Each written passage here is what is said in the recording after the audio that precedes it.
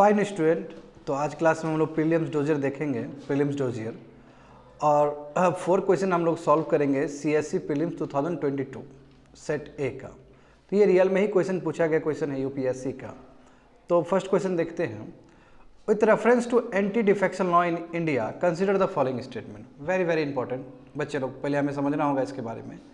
जो anti defection law है ये राजीव गांधी के टाइम में आया था, करेक्ट? 52nd अमेंडमेंट 1985, ठीक है। तो उस समय आया था और ये बहुत ही इंपॉर्टेंट है। और इसमें ये बोला गया है कि यदि कोई भी, ठीक है, जो एमपी है, एमएलए है, क्योंकि ये बिल्कुल एमएलए पे भी लागू होगा, स्टेट विधानसभा जो है उस पर भी लागू होता है। कोई भी यदि पार्टी छोड़ के जाता है तो फिर उसके ऊपर कार्रवाई होगा, समझ गए। और इसमें ये बात है कि जो नॉमिनेटेड मेंबर है, जिसको नॉमिनेट किया जाता है, जैसे एग्जांपल देखो लोकसभा, राज्यसभा। तो लोकसभा में तो नॉमिनेशन खत्म ही हो गया, 2 एंग्लो इंडियंस का था वो, बट अब खत्म हो चुका है। तो नॉमिनेशन का प्रोविजन केवल राज्यसभा में ही बचा है। और ये भी कह सकते हो कि एक डिफरेंस क्रिएट हो गया राज्यसभा और लोकसभा का, कि नॉमिनेशन वाला मेंबर, नॉमिनेटेड मेंबर केवल राज्यसभा में ही एप्लीकेबल है, अब लोकसभा में एप्लीकेबल नहीं है, समझ गए ना। यदि नॉमिनेटेड मेंबर कोई भी पॉलिटिकल पार्टी को ज्वाइन करे, बात समझे, तो नॉमिनेटेड मेंबर जानते हो कि बहुत सारे मेंबर होते हैं।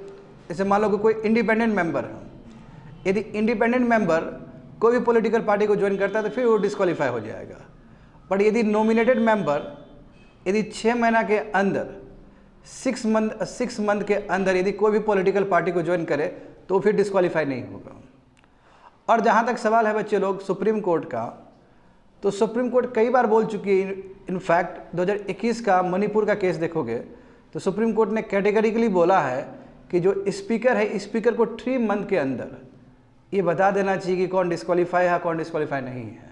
और उसके बावजूद भी अभी भी स्पीकर विदिन 3 मंथ्स का जो टाइम दिया है सुप्रीम कोर्ट ने वो फॉलो नहीं करता है अभी भी स्टिल, क्योंकि ये जो टाइम फ्रेम है ना इंपॉर्टेंट है। बट 54th अमेंडमेंट देखोगे 1985 का, उसमें कोई टाइम स्टिपुलेशन नहीं है, टाइम नहीं दिया है कि कब तक आपको डिस्क्वालीफाई करना है, कब तक आपको फैसला लेना है, समझ गए ना। With this word number 1 statement देखो, the law specify that a nominated legislature can not join any political party within 6 month of being appointed to the house. ये गलत स्टेटमेंट हो गया, क्योंकि एक नॉमिनेटेड मेंबर बिल्कुल 6 मंथ के अंदर कर सकता है, 6 मंथ के उधर नहीं कर सकता है, आफ्टर 6 मंथ नहीं कर सकता, इसलिए स्टेटमेंट ये गलत हो गया है, इसको काट दो।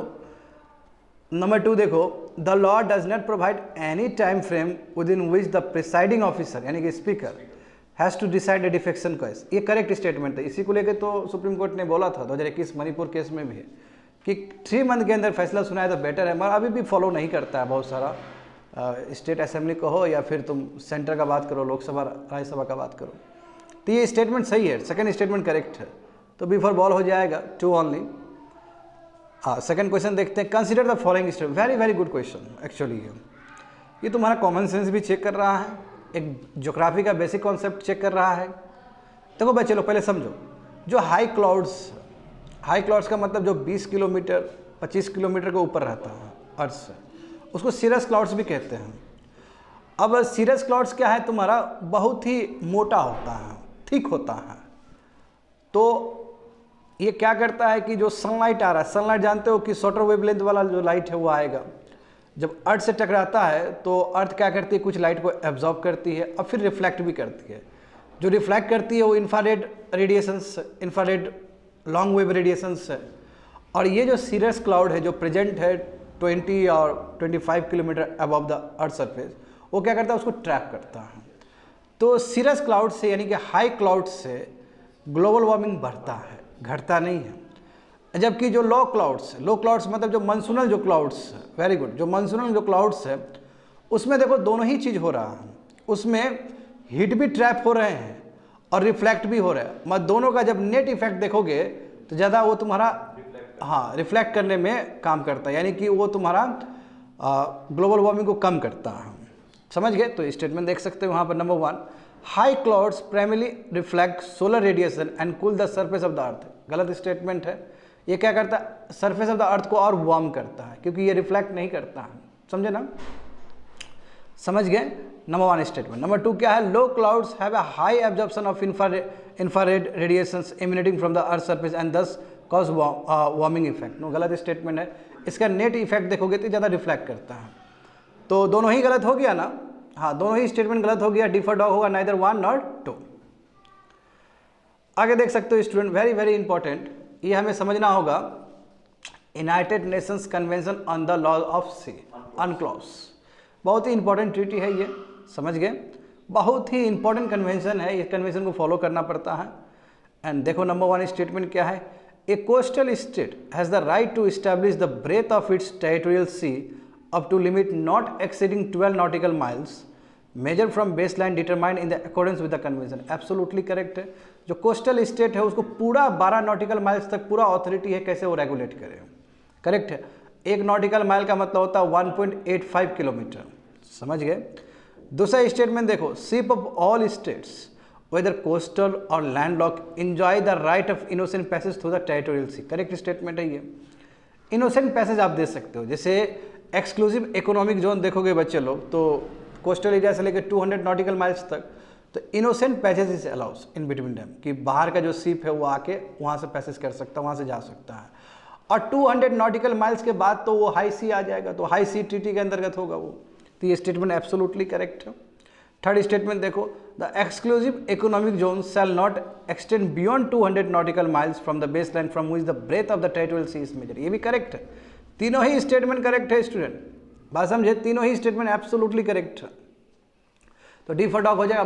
बट अभी रिसेंट टाइम में क्या हुआ है कि बहुत सारे जो आइलैंड है जो बीच में आ जाते हैं, हाँ, बहुत सारे अलग अलग जो लैंड फॉर्मेशन है उसके वजह से थोड़ा डिस्प्यूट हो रहा है, समझ गए।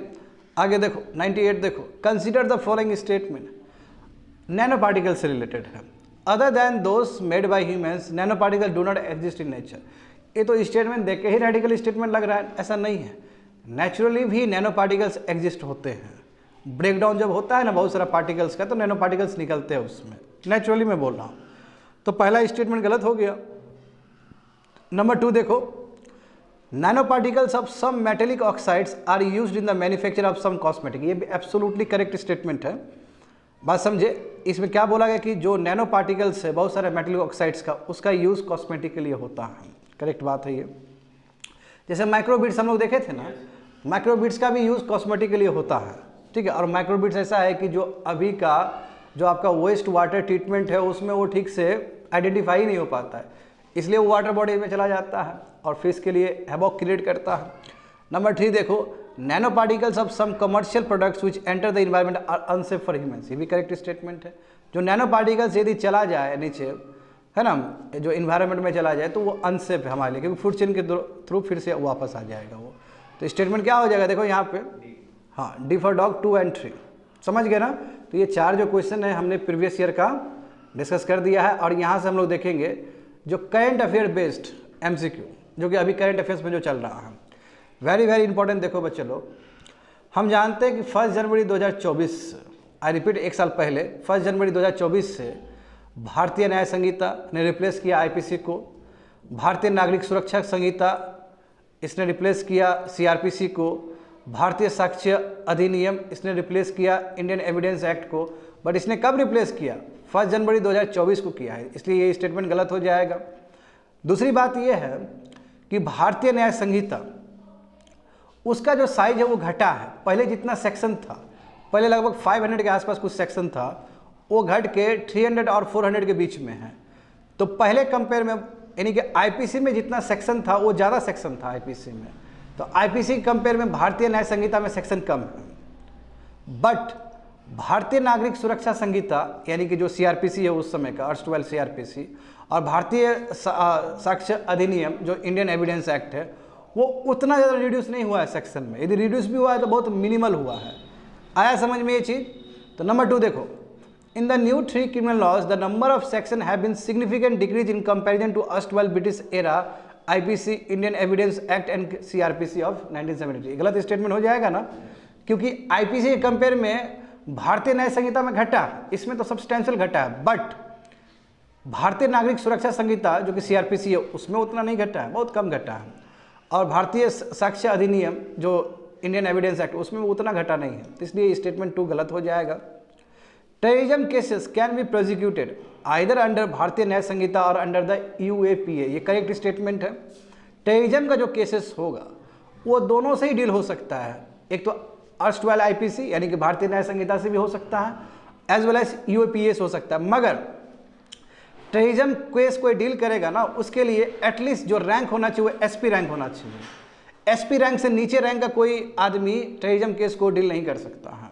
तो इसलिए आंसर क्या हो जाएगा, स्टेटमेंट कौन सा सही हो जाएगा, ट्री वाला स्टेटमेंट सही हो जाएगा, समझ गए ना, सिफर कैट। तो पहला गलत हो गया, सेकंड गलत हो गया, थर्ड करेक्ट है, सिफर कैट हो जाएगा। यहां पे देखो बच्चे लोग, बिल्कुल उसी से संबंधित है ये क्वेश्चन भी। Consider the following statements about the 3 criminal laws that came into effect from 1 July 2024। समझ गए। तो electronic record shall have the same legal effect as a paper record, correct बात है। पहले क्या था कि पेपर रिकॉर्ड को एविडेंस के रूप में रखा जाता था। अब जो इलेक्ट्रॉनिक रिकॉर्ड है यानी कि जो डिजिटल रिकॉर्ड है उसका भी सैंक्टिटी बराबर होगा, उसको भी उतना ही मान्यता मिलेगा जितना पेपर रिकॉर्ड को मिलता है। ये करेक्ट स्टेटमेंट है।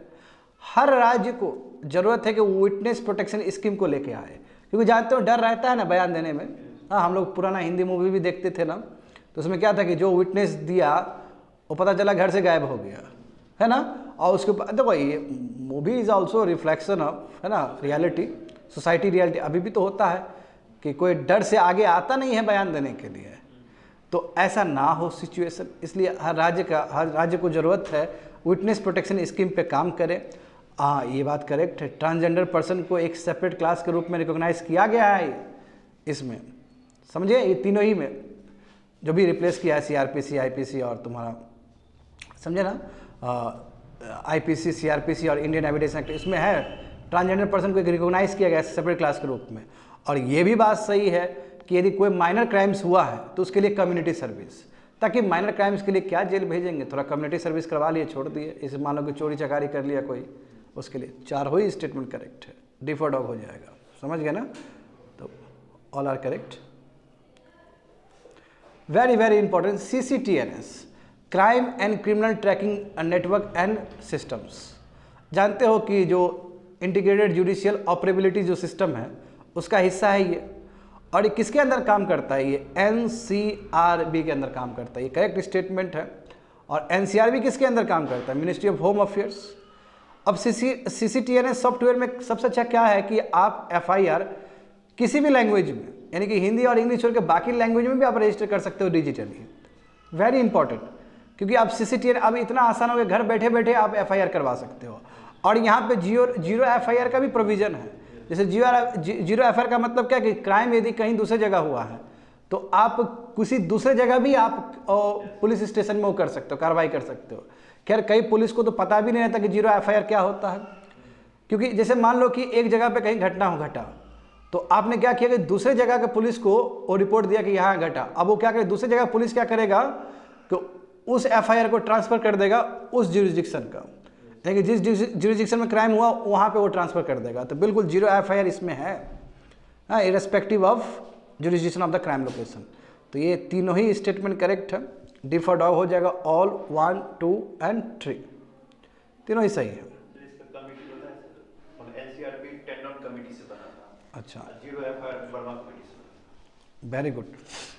चलो, consider the following statement about selenium, very very important. Selenium, देखो सेलेनियम जो चीज़ है अभी प्रेजेंट में न्यूज़ में था ना, महाराष्ट्र का एक केस हुआ था, कुछ विलेज में, बिल्कुल कुछ विलेज में लगभग 300-400 पीपल का ना बाल जो है लॉस हो गया था, ठीक है ना। बिल्कुल PDS में जो वीट है उसमें सेलेनियम थ्रेशोल्ड से ज़्यादा, लिमिट से ज़्यादा था, उसमें पाया गया।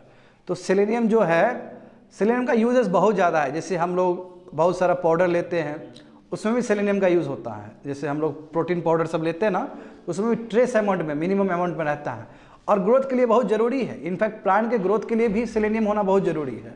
और बहुत सारे आइटम्स में हम लोग selenium day in and out ले रहे होते हैं, बट एक थ्रेशोल्ड से ज़्यादा हो जाए, एक लिमिट से ज़्यादा हो जाए तो फिर प्रॉब्लम क्रिएट हो सकता है। और हम जानते हैं कि सेलेनियम, जो मेजॉरिटी ऑफ जो सेलेनियम है वो बाय प्रोडक्ट है कॉपर रिफाइनिंग का, क्योंकि जो कॉपर ओर से जब हम निकालते हैं कॉपर को, जैसे कॉपर सल्फेट, हाँ लिख लेना है स्टूडेंट लोग को, कॉपर सल्फेट ओर से जब हम लोग कॉपर को निकालते हैं ना तो उस समय सेलेनियम मिलता है। तो यहाँ देख सकते हो, globally majority of the selenium is obtained as a byproduct of copper refining, absolutely correct.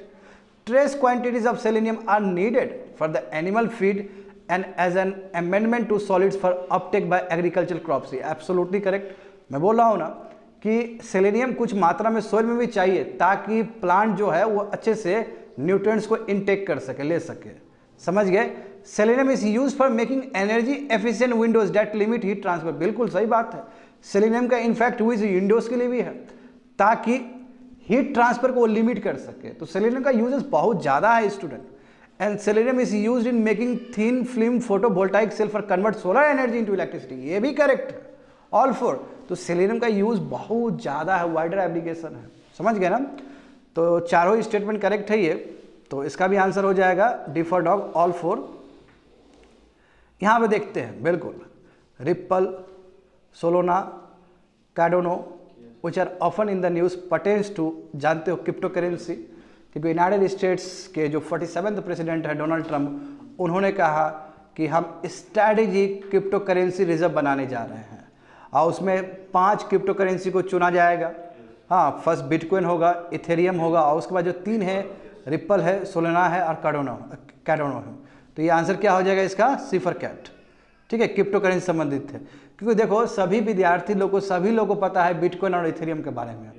यदि यूपीएससी पूछना भी चाहेगी तो आपको वो पूछेगी जिससे लोग कम अवेयर हैं। Example Ripple, Solana and Cardano. आगे देखोगे, हाँ बहुत खास न्यूज़ है ये। Specialise investment fund are regulated by. पर ये समझते देखो कॉमन आदमी के लिए जिसको शेयर मार्केट का उतना आइडिया नहीं है, तो पैसा कैसे लगाता है शेयर मार्केट में? म्यूचुअल फंड से, एसआईपी करके। देखते हो ना, एडवर्टीजमेंट भी आता है ना, सही है। हाँ, सचिन तेंदुलकर भी आते हैं, लेकिन एसआईपी नहीं किए हो क्या? तो एसआईपी करके म्यूचुअल फंड, तुम्हारे और मेरे ऐसा कॉमन आदमी जो कम पैसा लगा सकता है और जिसको रिस्क लेने का एबिलिटी उतना नहीं है, उसको पता नहीं है शेयर मार्केट के बारे में। तो एक हो गया म्यूचुअल फंड्स। और जो अंबानी अडानी टाइप का लोग है जिसके पास बहुत पैसा है लगाने के लिए, तो उसके लिए भी एक कैटेगरी आता है तुम्हारा, है ना, वो मैनेजर्स फंड लगाते हैं। उसका है हाँ पीएमएस कहा जाता है, मैनेजर्स सर्विस, समझे ना, प्रोफेशनल मैनेजर सर्विस, ऐसे करके कुछ नाम है। तो 2 कैटेगरी हो गया ना, एक फर्स्ट लेवल हो गया और एक सबसे हाईएस्ट लेवल हो गया। तो बीच के लेवल ये जो नया लाया गया है वो स्पेशलाइज्ड इन्वेस्टमेंट फंड है। इसमें एक आदमी, यानी कि जो मिडिल क्लास से ऊपर जा रहा है, जो अर्ली रीच बन रहा है अभी, वो भी तो शेयर मार्केट में पैसा लगाना चाहेगा, या फिर जो वेल ऑफ मिडिल क्लास है, जिसके पास अच्छा खासा पैसा है, जो मिडिल क्लास का है, या फिर जो अर्ली रिचनेस की तरफ जा रहा है, तो ऐसे लोग सभी पैसा लगा सके फंड में, जिसका रकम लगभग 10 लाख के आसपास है। तो वो कौन से फंड्स के अंडर आएगा? तो वो बीच का कैटेगरी यही है तुम्हारा स्पेशलाइज्ड इन्वेस्टमेंट फंड। तो बात तो हो गया शेयर मार्केट में लगाने का ही, तो जाहिर सी बात है आंसर डी फॉर डॉग हो जाएगा, security and exchange board of India. समझ गए ना? हाँ, ये आगे देखो, very very important statement 1 and statement 2। हम जानते हैं कि WTO जो है, WTO हो गया, गैट्स हो गया, ये सब बहुत ही इंपॉर्टेंट कन्वेंशंस है और ये क्या है? कंसेंसस बेस्ड है। यदि एक भी स्टेट, एक भी कंट्री यदि इनकार कर दे तो वो प्रपोजल आगे बढ़ेगा ही नहीं। अच्छा, वहाँ पे डिस्प्यूट सेटलमेंट का अपना तरीका भी है। कोई भी डिस्प्यूट हुआ तो गया फर्स्ट लेवल पे, और जो हाईएस्ट लेवल है डिस्प्यूट सॉल्व करने का वो है तुम्हारा एपेलेट बॉडी। एपेलेट बॉडी जो है दिसंबर 2019 से ही डायफंक्शनल है, क्योंकि वहाँ पे 3 या 4 जज का रिक्वायरमेंट है, बट यूनाइटेड स्टेट्स ने वो पास नहीं किया वो जजेस को।